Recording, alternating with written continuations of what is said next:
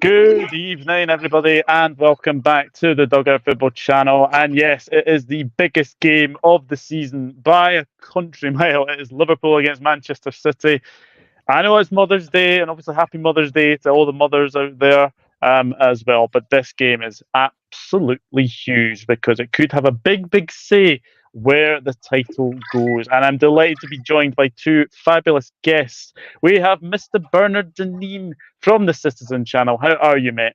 Yeah, it'll say it's going to the Emirates, mate. That's what it'll say. Yes, absolutely. Guys, please go and check out Bernard's channel. It is in the description, so all you need to do press the link, and yeah, go over and check his stuff out. Does film, TV, and yeah, does The Apprentice. We love the wee Apprentice as well. And as well, we have the lovely Laura back. It has been an age since we had you back on. How are you? How are you, Laura? I am good, thank you. Yeah, I'm doing good. It has been a while. I'm not as exciting as Bernard here, but yeah, no, I am grateful to be back. So thank you so much for having me. Yeah, it's an absolute pleasure. Absolute pleasure to have you back on. Yeah, Bernard, Liverpool City, Anfield. How are you feeling going into this one? Well, but you probably looked at my Premier League years, mate. I had to try and find one or two good results. That was a problem. And I missed one. I actually missed one. I actually forgot about we won in 2003, 2004. I missed that one. I totally forgot all about it. I was doing the 11 versus 11 thing, that site you can get on City versus 11.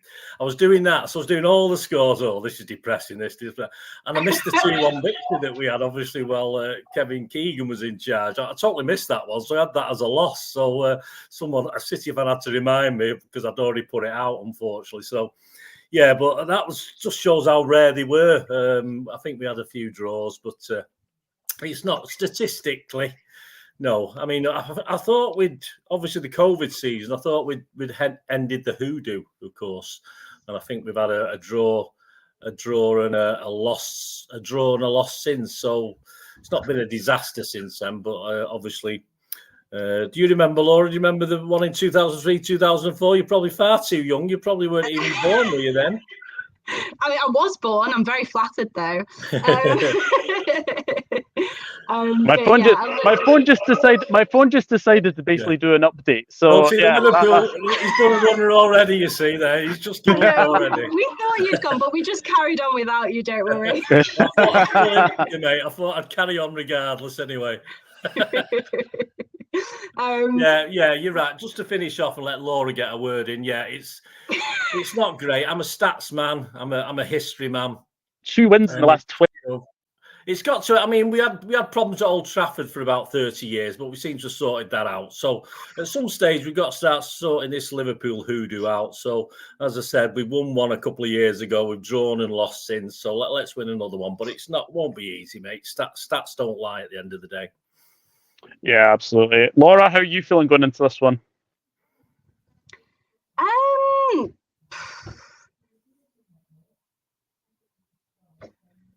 I'd like to say that I'm not nervous, but I am. And I'd like to say I'm not bothered, but I am.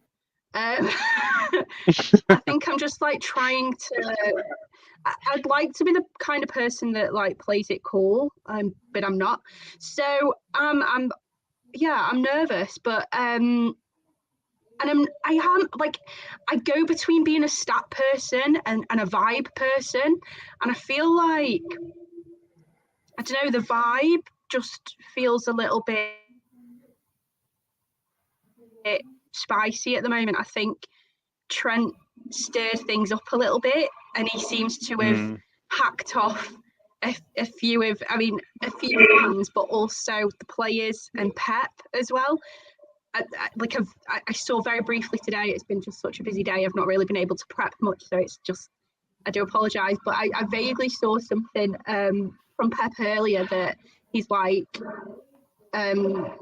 responding to Trent saying I don't know, hope you recover quickly and we'll see you on the pitch or something like that. So he's clearly like maybe stirred things up a little bit, and so I don't know, there's a little bit of a vibe, I think, but we've just not been great historically at your place. Yeah, definitely. It's going to be very, very intriguing game, I think, on Sunday, especially with the fact that, Bernard, we've got 3 teams in this title race now: Liverpool, City, and Arsenal. They just don't go away, do they? No, Arsenal, I think we're talking off air about they're a year older, a year more experienced. Of course, they'll be gutted last season as we were happy. They were gutted, of course, with what happened. And obviously, this game is important. They want us to draw. I think it's as simple as that. I don't think they want either team to win. I don't think they want you to win. I don't think they want us to win. I think they want a draw, which will keep them top, of course, because if they beat Brentford, they've got to beat Brentford on Saturday, which they surely will. And they're on fire. They're scoring goals, a bit like yourselves. You're scoring goals. It's us that aren't scoring for fun anymore, and yet we've always have done, haven't we? Over the last few years, we've had a tremendous goal difference, but not so much this year. So, yeah, Arsenal, I scouted them about a month ago when they had a little bit of a bad run. I was sort of saying, it's just us and Liverpool, us and yourselves will go on. But hey, you can't sort of deny what they're doing at the moment, and momentum's important. And I think they're going to be the biggest winner if it is a draw, because otherwise, of course, they come to our ground next, the next league game. We've got an FA Cup, of course, haven't we, the week after. But I think the next home game we've got is Arsenal. So, it's an interesting month for us, and obviously an interesting month for us, all 3 clubs, isn't it? But you can't discount Arsenal now. I'll put them back up there with a big chance. Yes, absolutely. I'll just go into the chat as well. Mayday 1, hello Tom, hope you're well. Evertonian, please beat Manchester United. That would be absolutely fantastic, because it would just make my day. Keep them ever away from the top 4, ever away. Hello Jamie Phillips as well. Hello Ensman, hope you guys are well, and hello Neat as well. Laura, Phil Foden, he's in the form of his life, isn't he? Yeah, he is, and I do have a soft spot for him. I've got to admit. Sometimes I'm like,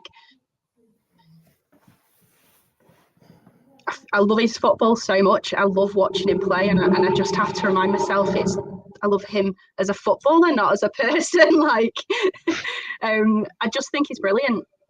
He's really stepped up when we needed him to, and I think he typically has been fairly dangerous at Anfield. So I'm looking forward to see how he does on Sunday.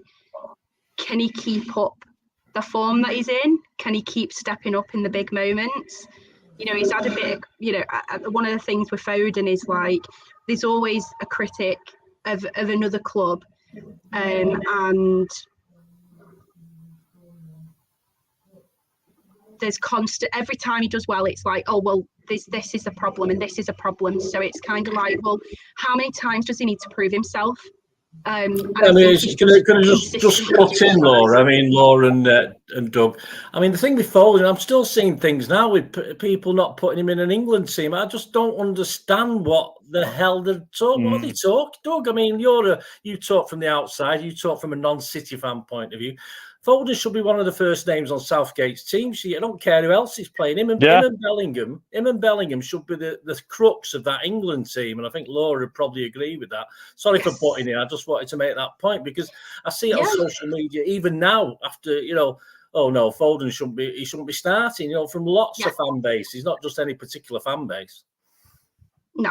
Yeah. I completely agree. And I think one of the things that Foden doesn't get enough credit for is the intelligence, because people are like, oh, well, if you want him in midfield, he barely plays in midfield. Well, he has done that this season. But the thing is, he's so effective from the right and the left. And he's played as a false nine. Like, the intelligence that it takes to play multiple positions. And that's something that very rarely gets mentioned in the same sentence as Foden. Like, oh, technically he's so gifted. on the half turn, is, whatever. You can list a whole number of things that he's great at. But one of the things that you very rarely see in the same sentence is Foden and his intelligence. Like he is so smart that he can play. It's not just the skill and his quality that allows him to do that. It's his intelligence as well. And he's just learning from the best. From David Silva all the way up to Pep. He's just learning from great people. And I think I would like to see people credit him more for his intelligence as well as his ability. Yeah, 100%. I mean, where do you think his best position is, Bernard? Do you think it's a sort of a central midfield role, or is it out wide? Yeah, I mean, I took old position, number 8 and number 10, which are the two old inside right, inside left, which in the old days, old money. And of course, there's a lot of worry about KDB and Foden not performing in the same team because obviously, but of course they do. But of course, Foden does tend to get shifted out, doesn't he, Laura, to the wings when KDB's there. Of course, he took central spot when KDB was injured for a few months, but it doesn't matter. I think most City fans believe him to be better in that middle position. But you know how Pep plays. He wanders around anyway. He just wanders around the pitch. He might go, and I think for the Liverpool game, I think he will. I don't think he'll play central, but you'll see him all over. You'll see him all over that pitch. It won't really matter so much. I don't think we're going to play wide players against you. I think we're going to go more direct down the middle, and Foden can switch wings, play around with it, and of course KDB can move around him as well. So. Yeah, but I mean, centrally he's fantastic, but apart from goalkeeper, I'd trust him in any position. Yeah.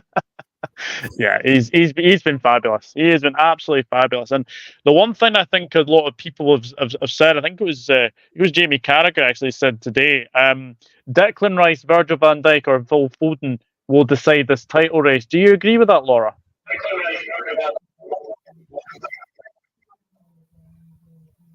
No. The fuck? Oh, I very rarely agree with anything that man says, but I mean, to be fair, his analysis is usually spot on, but other than that, no. Leagues aren't won by one player. No.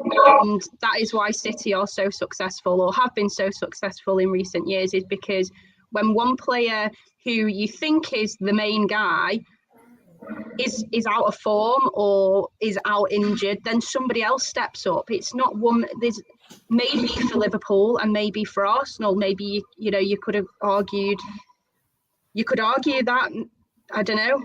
It's not for me to say. It's for Liverpool fans and Arsenal fans to say. But I do not think that City have been this successful recently because of any one player, and I don't think a league will be won by any one player. No, absolutely not. Blue Tone is in. Hello, Tone. Hope you're well. Hello, sorry, couldn't make it to the show. I'll watch the rest later. Just out. Laura, that's the biggest coat top I've ever seen. It's so big. It looks very cozy. It's a 250-year-old house. It's freezing. Put the heating on.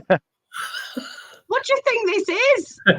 We're in a cost of living crisis, and I work from home. It'd be on all the time. Yes, Tone. Thank you very much. I hope you have a good time out, and yes, we will get you on very, very soon, my friend. We will get you on very, very soon. As far as the injuries are concerned, Bernard, I was actually looking at this. Only Doku and Grealish are the doubts at the weekend. Is that right?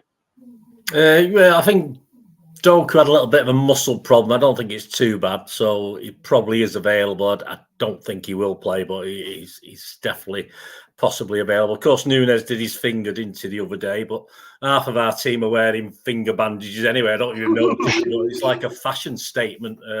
Foden, Diaz are all wearing these wrist and finger things anyway. But I think Grealish, of course, is going to be a big miss. I think Grealish would have been a definite start. Would have been a definite starter in the derby. Would have been a definite starter in this game, even though, of course, he's not been getting the full credit this season. He's not had the greatest season, but he's a sort of player that does a job for Pep, and he would have been very important. So he's a big miss. But of course, you yourselves have got perhaps a few more, but you got some guys coming back now. But yeah, you're right on that. I don't think there's anyone else that has got a problem. I wouldn't have thought Nuñez would start anyway, even with his dodgy finger.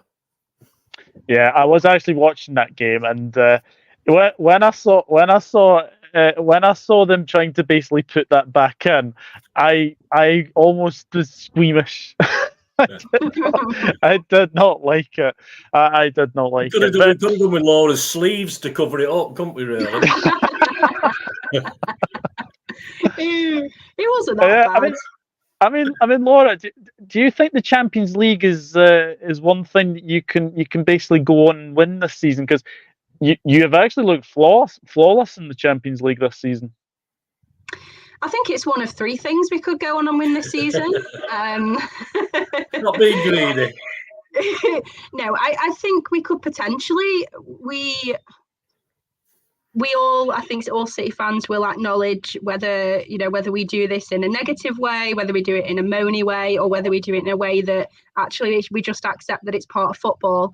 I think we have looked a little bit not as good defensively. We've been making a fair few goals and maybe not scoring as many.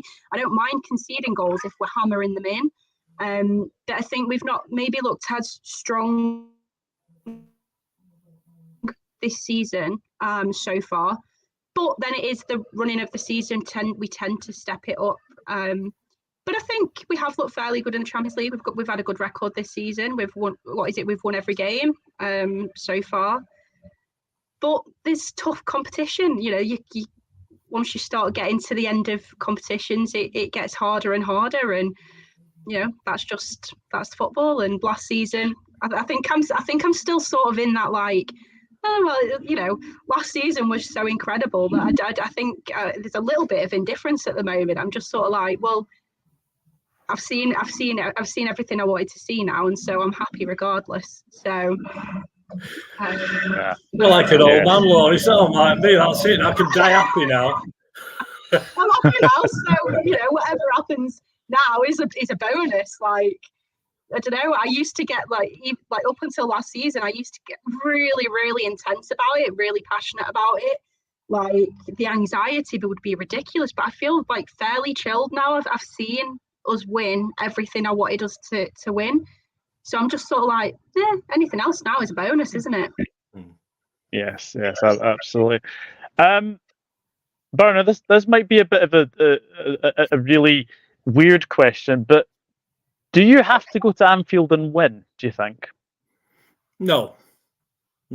I think there's too much water to flow under the bridge. It will be out of our hands if we don't win, because obviously Liverpool can then win every game and win the league. Arsenal could win their game and win the league. So in theory, we could finish third, even if we don't.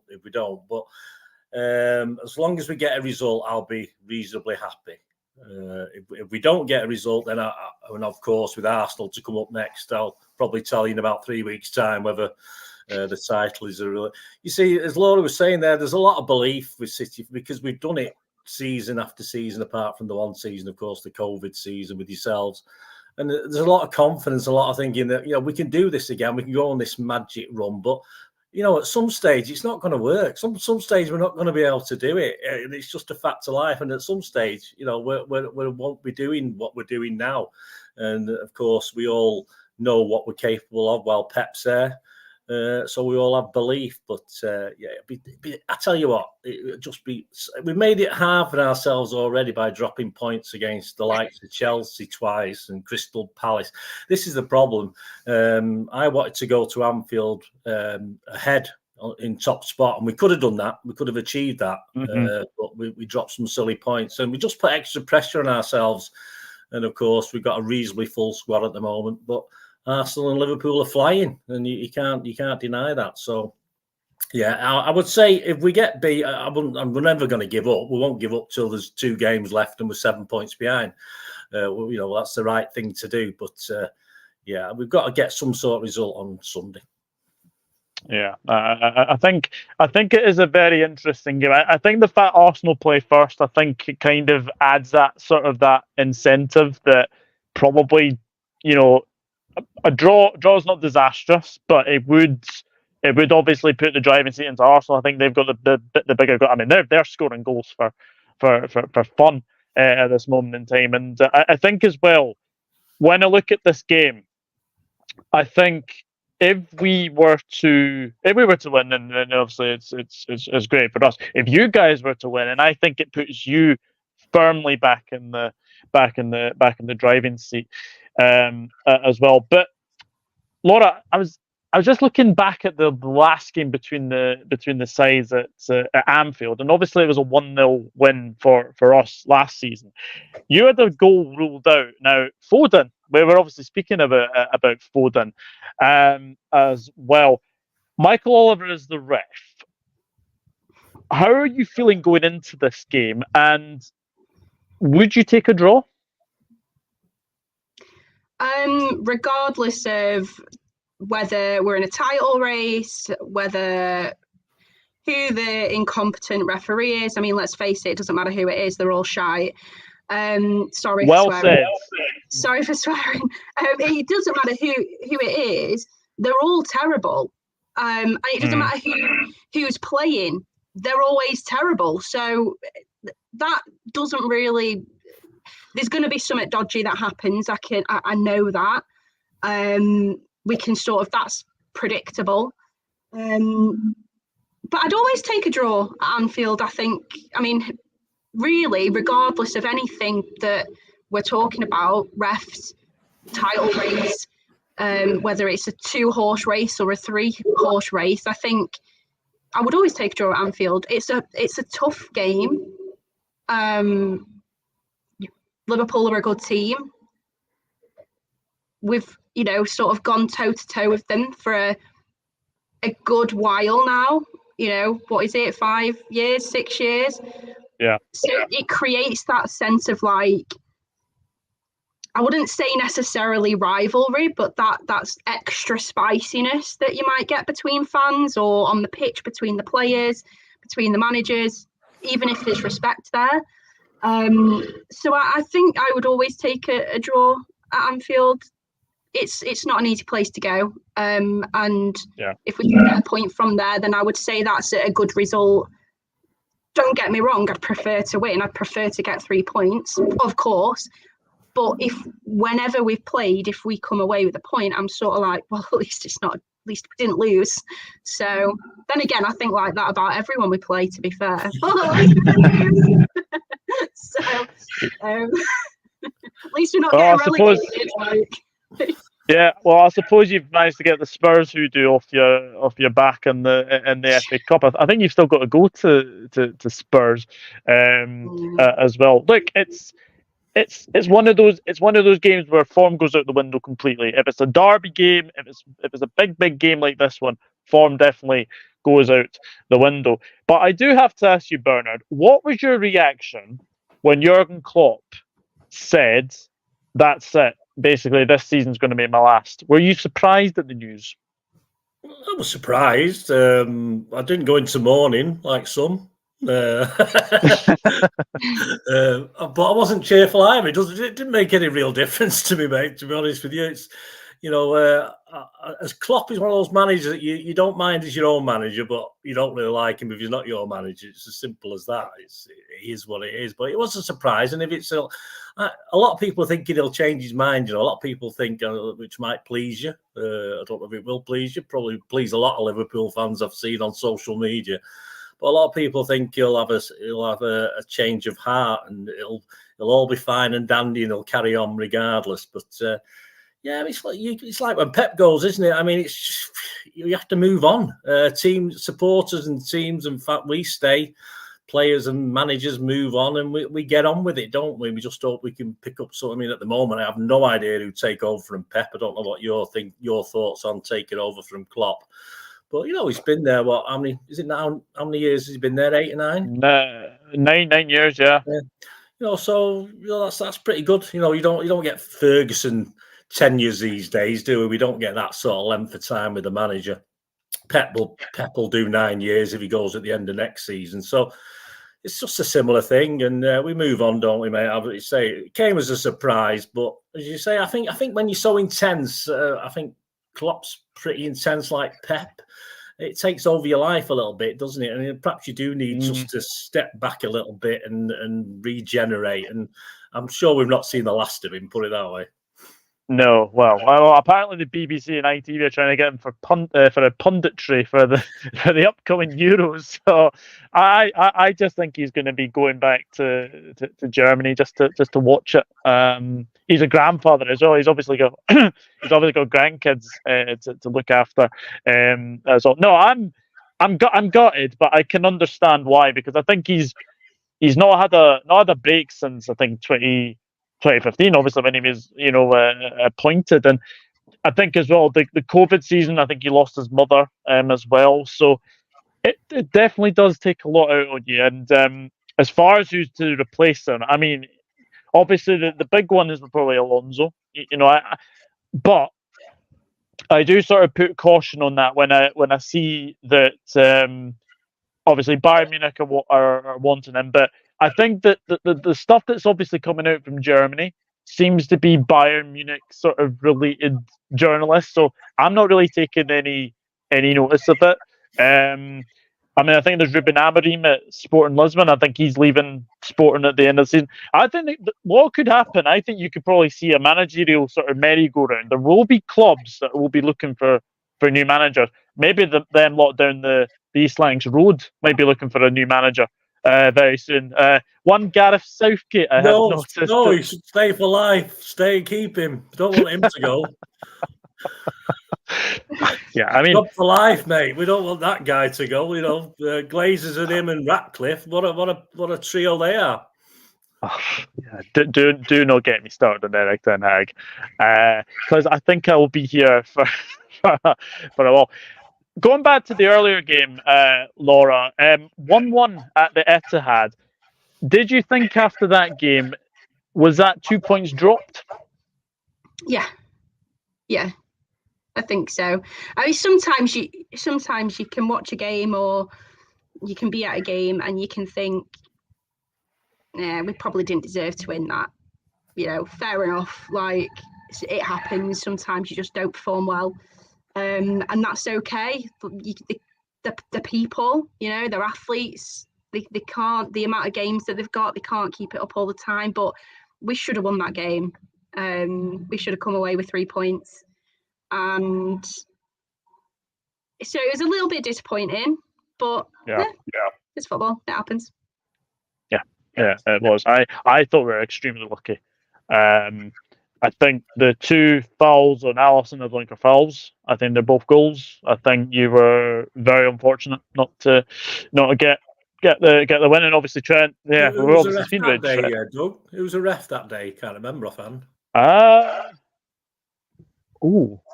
I can't think who it was. Was it Kavanagh? Was it Kavanagh? Can you remember, Laura? I can't remember, but it doesn't matter. I know they're all the same shit. They're all the same. Yeah. They're all shite.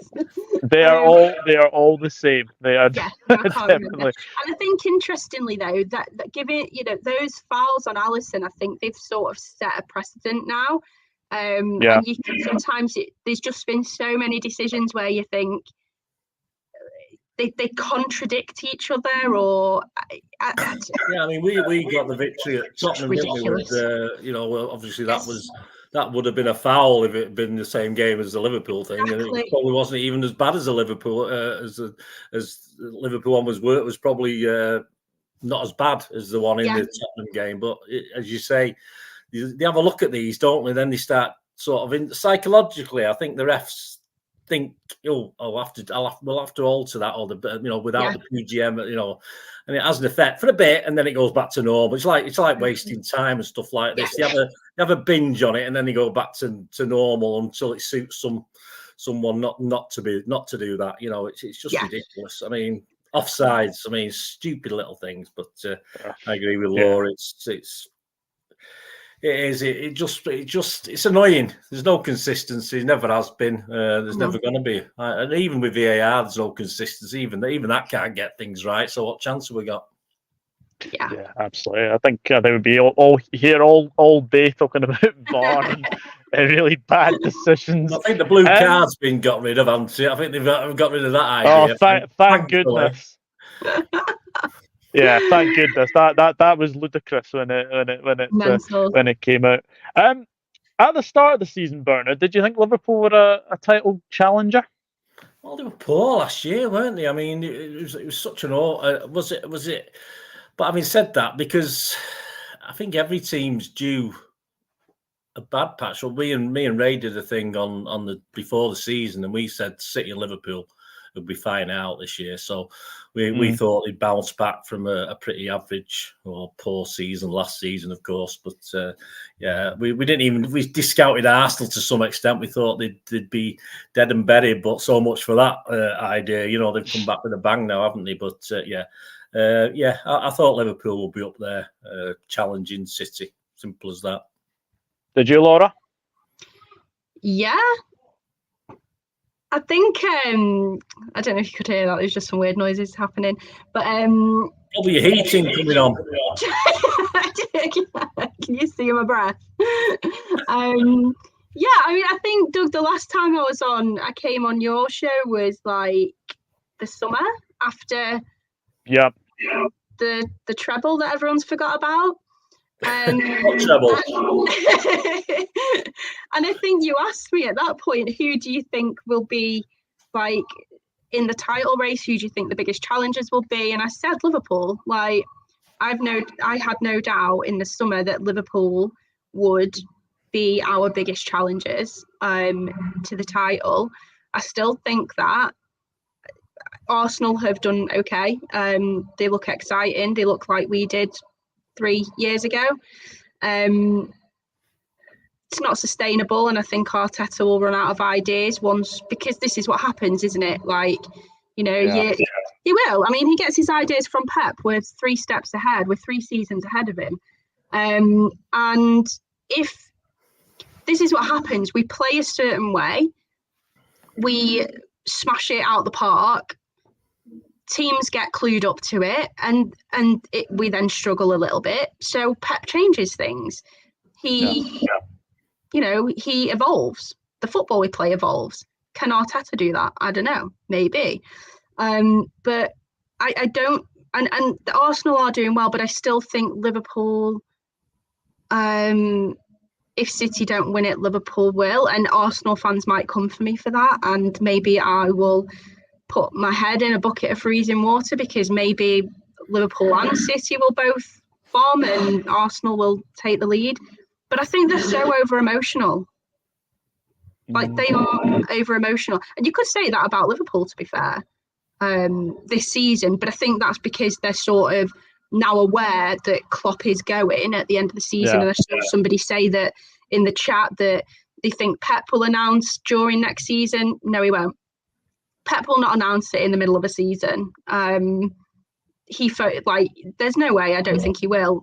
And they're very different. We have a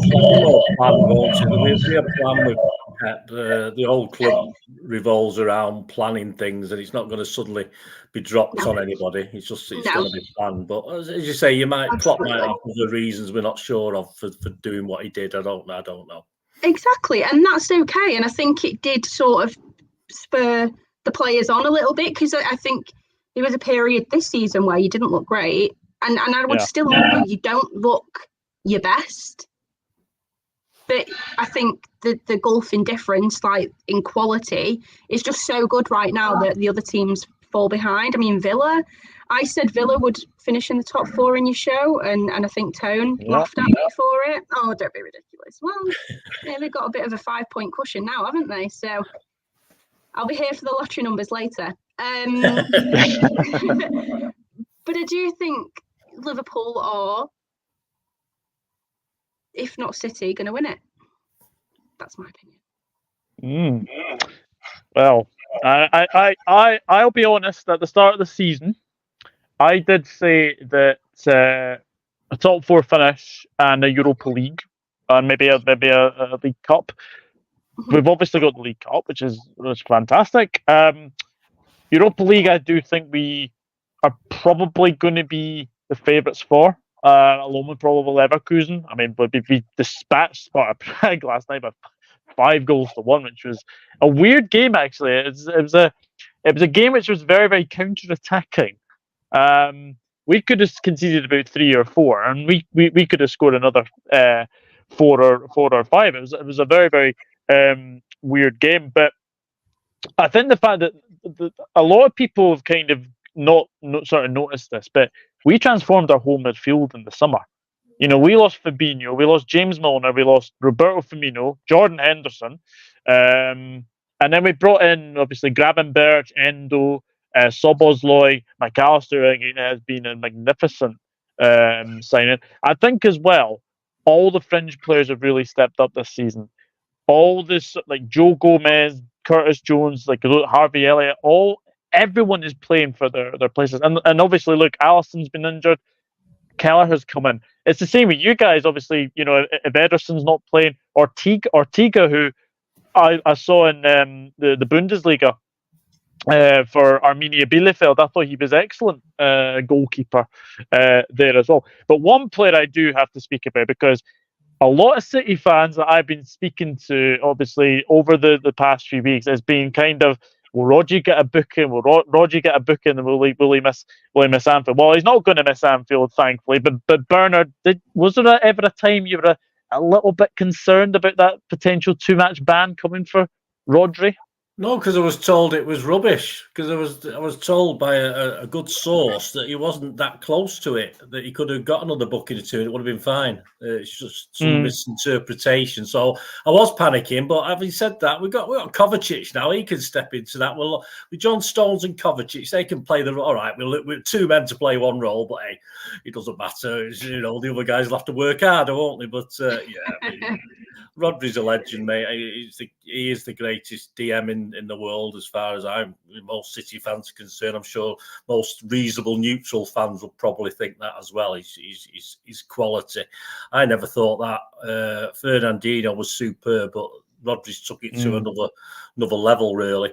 And he does it so easily. He does it so smoothly as well. But as I say, it was interesting the other day because he had Kovacic with him, and I think Kovacic was helping to carry some of the water, and he allowed Rodri just to even relax more. He didn't even have to work as hard as he normally does.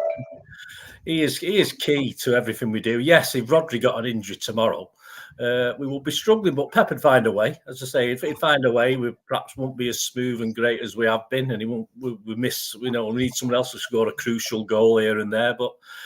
Yeah, I mean, you know, any world-class player, Kevin De Bruyne, we missed him, but we still potted on. We still potted on collecting some points, so it is what it is. If Haaland's not there, we still potter on and score goals somehow. Yeah. True. It's exactly. I think the thing that sort of separates Liverpool and City from Arsenal, I don't think Arsenal have got the squad depth. I think Liverpool and City have kind of shown that. Quite recently, Liverpool have had, you know, the strength and depth to come off the bench. City have obviously had the strength and depth to come off the bench. But I think Arsenal have not got that squad depth. So I think if they got an injury to like a Saka, if they got an injury to Saliba, Declan Rice, who I think has been absolutely pivotal for Arsenal's, real good play this season, then I think you'd be worried. But it would be the same for us. Obviously, Salah for us, obviously Holland for you guys as well. Rodri, I think, is City's most important player, because I think without him, you don't go. I do think you struggle. You don't go a full season and a bit without, you know, you've never been on a losing side. You've got to be something about you, haven't you, to do that. Yeah, I was actually at his last defeat. Scotland 2, Spain 0 at Hampden Park. I was actually there. Brilliant. But yes, it's quite incredible. It is quite incredible. New signings, Laura. Gvardiol. What have you made of him since he came into the side? Yeah, he's all right. He's not bad. His first season. Pet. You call him Pep's pet. Well, I think he's very talented. It's his first season. He's been played out of position, which isn't ideal. I mean, I don't know how long we're going to go for without signing an actual left back. Like, I don't think that's ever on the cards ever again. But we might need to sign a right back as well, love. So it's a left back and a right back. But hey, we're happy. As long as Aki's around, we're all right. The trouble, I just put in with Gvardiol the other night against Copenhagen. When he does things badly, he does it so calmly and coolly and smoothly. He's amazing. He just, even if he does something wrong, you sort of can't really shout at him or get angry because he does it with such finesse. And that's the problem with Gvardiol. He just does everything. Even when he makes an error, he does it so superbly. Sorry, Laura, I'll let you carry on. But yeah, he's a bit of a legend, Gvardiol, for his first season. Pep loves him. Pep thinks he's a left back, not centre half. But hey, that's Pep. Absolutely, and I think he's doing okay. It's his first season. I'd rather see Ake in that position, but he can look really dangerous going forward, and I think sometimes maybe that's what Pep is looking for. But then that doesn't make up for his shortcomings defensively, or maybe a bit of sloppiness here and there. But then I also think last season, if we're thinking about, under Pep, we've never until last season found that, obviously since Vinny, we've never really found that formula defensively where that's it, we are solid. We had a whole chant about, being the best defence in Europe, because what Pep found towards the end of the season was a formula that worked. And I think he's not gone with that this season. He's changed things around this season. Stones has been injured. Things just haven't been consistent at the back. And I think if he can find a formula, maybe where Gvardiol comes into it, potentially switching Gvardiol and Ake, that maybe Ake's on the left, maybe we'd be a little bit more solid. What I like about Ake is the proper defender. If he doesn't think he can get the ball back to one of our players and he's in a position where he's being closed down, he'll get rid of it. He'll just get rid of it. Even if it has to go out of play, he'll do it. He's not going to faff around trying to get it to one of our players if it means that we're going to concede a chance for it. And that's what I really like about him. And sometimes I miss that because I'm like, don't put me on edge. Don't make me feel sick. Just get rid of it. Just clear it. Yeah. But, I think Gvardiol is doing okay for his first season. I wonder if Haaland has maybe led everybody to forget that people struggle in their first season under Pep or with City, because he just hit the ground running and he was just so insane when he as soon as he came. But not everybody is going to be like that. If we look at Grealish, his first season, we were like, oh, come on, do something. But actually, he was so pivotal last season to the success that we saw, and we missed that a lot this season. We've massively missed that. And so I think, Gvardiol, if we give him a chance, I think he'll be, he'll come good. He'll be all right. Yeah, absolutely. Yeah, I think it's absolutely right. I think a lot of people will obviously look at Haaland and say, yeah, you said he did hit the ground running. So it does take time. It does take time to adapt to a new league, and all this as well. Right, team selection. Bernard, what do you think will be? Well, what would be your 11, and what do you think Pep's 11 is going to be on Sunday? Yeah, I have a program called Pep's 11, mate. I put my Pep head on. I'm usually wrong. I'm wrong, but I have a go. This is my 11. I don't know if Laura will agree with this one. Ederson, Walker, Stones, Diaz, Ake. I think that pretty much. Yep. I don't see any big differences to that apart from Gvardiol sneaking in.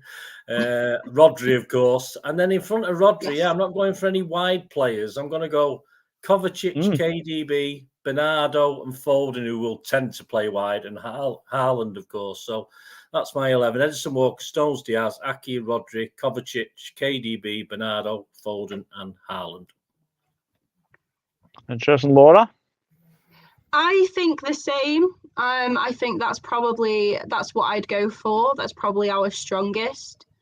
He may spice things up a little bit. Any wild cards, Laura? I don't think he's not. I think maybe potentially Alvarez. Yeah, I mean, Alvarez is another started almost every Premier League game apart from, I think, the last one. So he's another pet.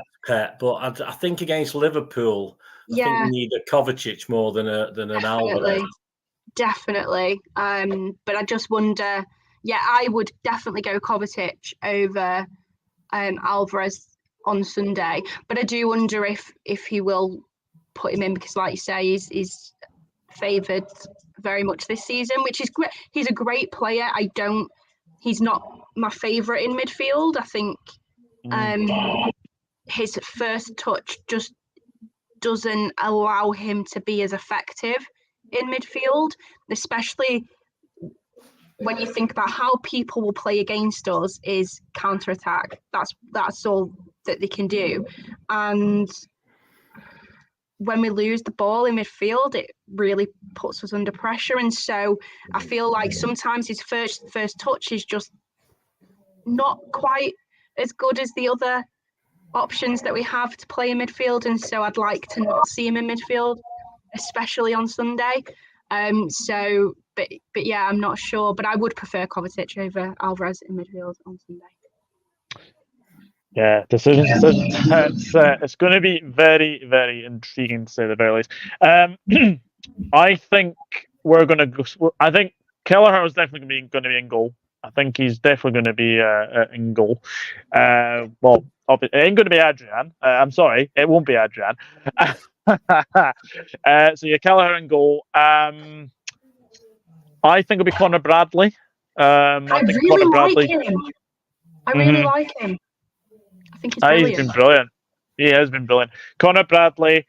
I'm not sure about Konate. I think Klopp said in his press conference today that Konate will be assessed because he did come off against Sparta Prague. He was feeling the back of his hamstring, but apparently it was for precautionary. But I think he will be assessed. So I don't think Konate will start in that case. So I think Gomez will play with Van Dijk. So getting back to that 1920 partnership that won us the league. I think Andy Robertson will be left back.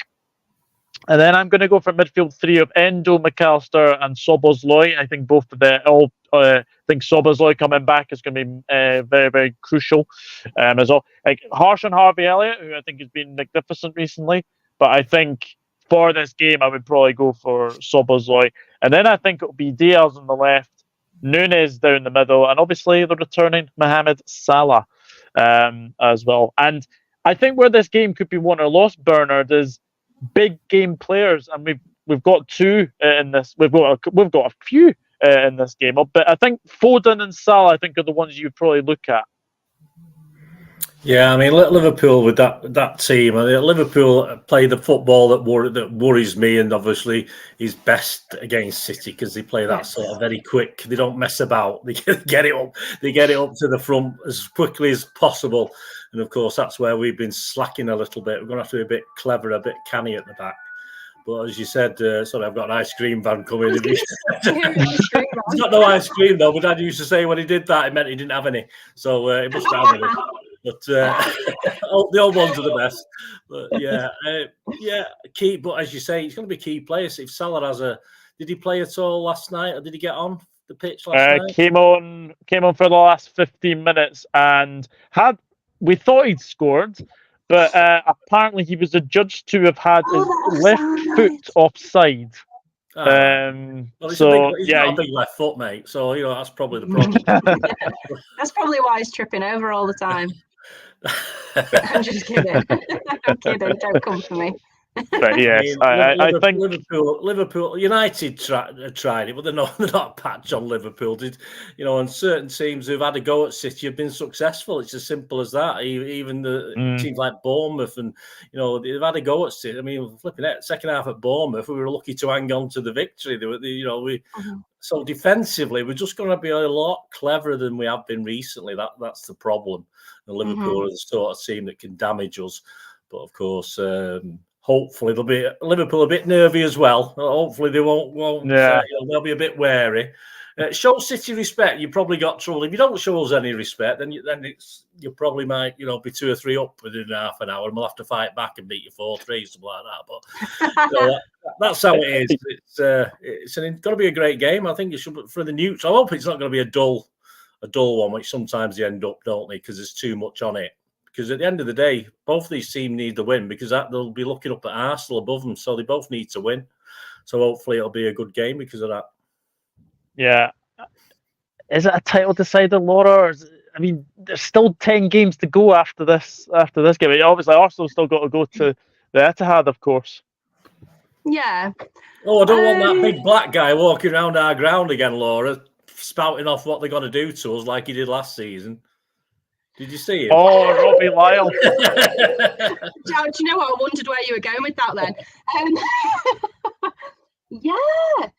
I saw that on like Twitter or something like that. I mean, he's a bit of a move, isn't he?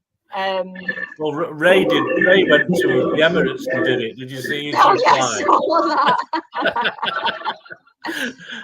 I hope he does do something like that because I think it's just. I think that jinxed it, and you can guarantee that if somebody makes a tit out of themselves, they're gonna look at an even bigger one when things don't go their way. So let's hope he does do that. Do I think this is a title decider?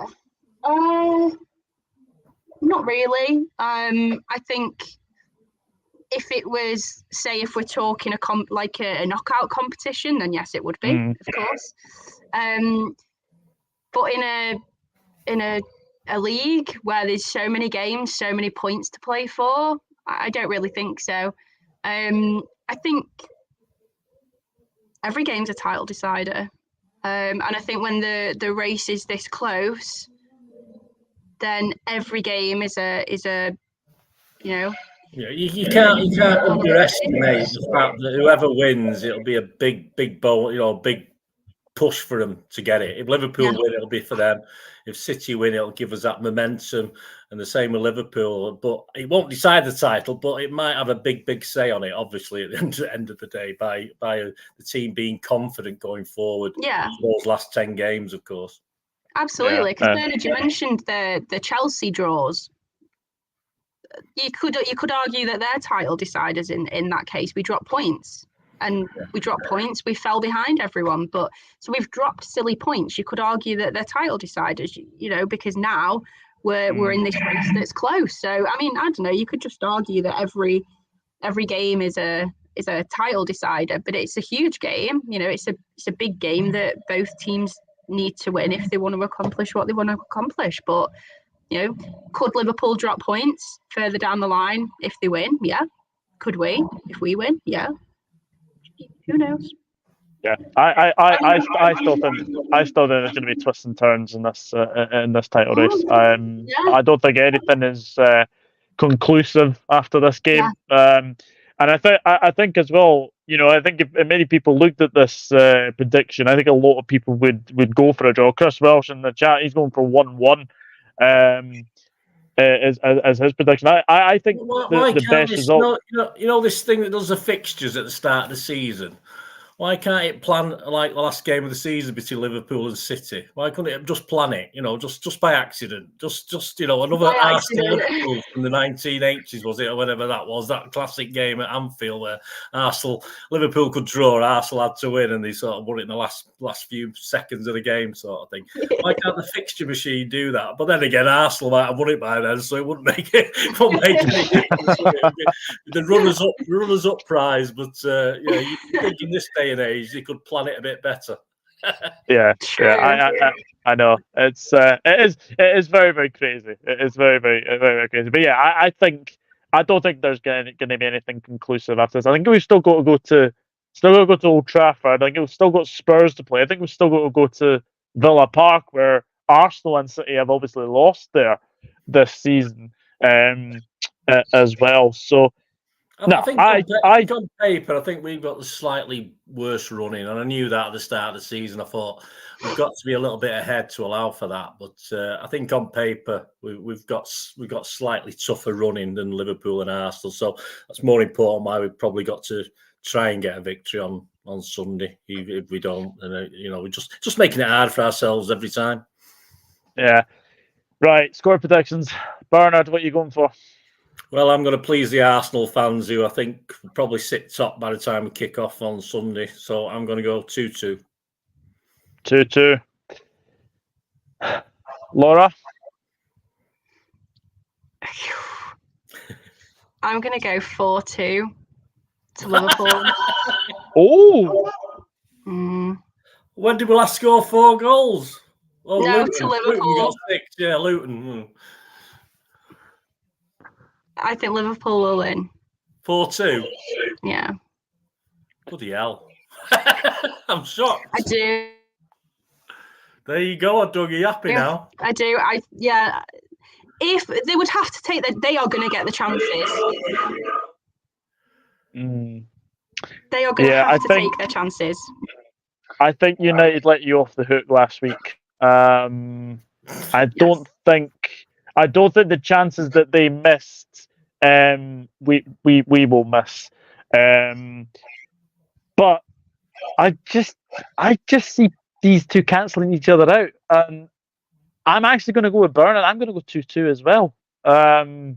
I obviously want to see. Obviously, if we win, then fabulous. If it's a draw, then it's not disastrous. But like I said, Arsenal will probably be top anyway, but with goal difference, and then obviously that big game on the 31st of March. It's just a pity. I think they've got a 19-day break after the Porto game before that City Arsenal game, which is mental when you say that. But yeah, I'm going to stick with 2-2. I almost picked us to win, but I just think a draw, as I said, would not be disastrous. And plus, we could probably go back top anyway. I think we played Brighton on the 31st, and then obviously you guys have got the Arsenal game. There's going to be twists and turns. I think. Is it safe to say, Bernard, that I think all three will probably drop points between now and the end of the season? Well, you have to say they will. Of course, if we go on a run, we won't. But of course, who's to say what to do it this time? It's all good things come to an end, as I said earlier on. It's just, yeah. But I think pressure's going to tell, isn't it? Whether it's pressure on Arsenal being top or pressure on Liverpool, the old Gerrard season, where it looked done and dusted, didn't it? And then it all fell apart. There's extra pressure, of course, with Klopp going, and even though can be a good thing, it can also be a bad thing. It can put too much pressure on players. So yeah, I can't envisage any of us three going after the weekend going unbeaten the rest of the season. I just can't see it. But hopefully we will lose ours the last couple of games when we've already won it. So it doesn't matter. Yeah, absolutely. Let's just go into the chat. Arsenal still got to the Etihad, yeah, absolutely. Saying hello, our opponent, you're well. Getting Klopp and punditry already massive improvements on BBC Night TV. That's all I'm saying. Amorim has always been my choice to replace Klopp. Said for years now, one of the best man management out there. Hello, Harsha. Have a word with Ivan Tony. He's the man who has a cheeky bet with the football community. Hello, Ali B. Think I'll be watching it from behind the sofa. Nervous already. Yeah, I am as well. As well. And Nick says, as a neutral, I hope it's a 3-3 classic. Well, whatever happens on Sunday, it's obviously Mother's Day. So obviously happy Mother's Day to all the mothers out there as well. But a big thank you to everyone who's watched on here and on X as well. And a big thank you to my lovely guest, Bernard Deneen. Tell the people where they can find you, Bernard. Yeah, well, if you look at that at Bernard_Deneen on Twitter, you can find all my stuff on there. Just go on there and you'll get all my film stuff as well, if you like films and TV, as well as football, of course. So, yes, there's two loves. Well, I'd say football's my main love, and then film and TV are a sorry second at the moment. But in the old days, it was probably 50-50, but these days I get more enjoyment out of watching City. One day it'll go back to what be films and TV, and City will be my second, because there'll be we'll have Stuart Pearce back in charge or someone like that, and it'll be dross again. And Laura, thank you very much for coming back on. It has been felt like an age since we last spoke to you. I know you haven't done many pods over the last year or so, but tell the people where they can find you. She's shrunk since you last had her on. That fitted her perfectly what she's got on when she was on last time. No, thank you. It's been a pleasure, and you can find me probably at home in bed sleeping. But no, it's been a pleasure. No, it has been a pleasure. Thank you for having me back on. It was fun last time, and it was fun this time. So thank you. Yeah, it's a pleasure. And obviously, everyone, please go and check out Bernard on YouTube, and obviously check out his socials as well. And obviously check out Laura on X as well. I hate saying X. I want to say Twitter, but it's not. It's Twitter. Let's be honest. X. I mean, yeah. What about when you send out a tweet? What do you call it? Oh, I've X'd, like. Yeah, I think it's posts now. I think that's what they call it. Repost, please. Yeah. No, it's Twitter. Yeah, Twitter no, absolutely. Exactly. But no, guys, thank you very much for watching. If you have missed the show, please do watch on replay, and obviously let us know your prediction for the game, and also let us know your starting 11. And I'll leave the last word for my good friend Chris from Leicester Till I Die. My wife told me to stop impersonating a flamingo. I'd been a bit down. How to just lower the tone? How to just lower the tone? But guys, hope you've really enjoyed this. Please hit the like button. Please hit the subscribe button as well. And obviously, thank you to everyone who's watched on YouTube and X. And we'll see what happens on Sunday. See you later. Take care. Bye bye.